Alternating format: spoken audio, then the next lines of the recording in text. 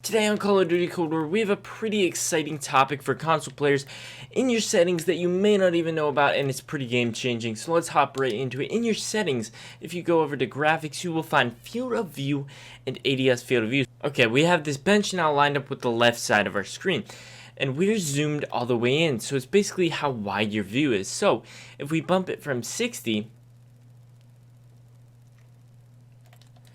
to 120, you're gonna see like this instead of like this. Obviously it's not default on 60, but it is on 80, so you can go 40 up and only 20 down.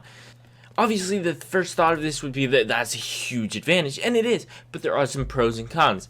Before we talk about that though, we also have ADS field of view, which independent. Let's again line up the bench.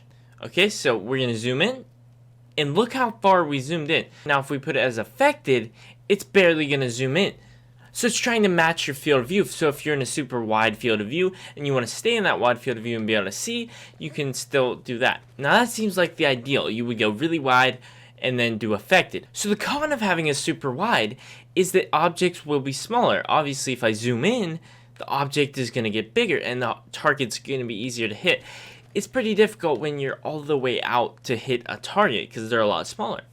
So if you have a super wide but you also have affected, you're going to be able to run around C, and then since the majority of the time you're going to be zooming in anyways, you can just boom, zoom in, and you're pretty much back to normal.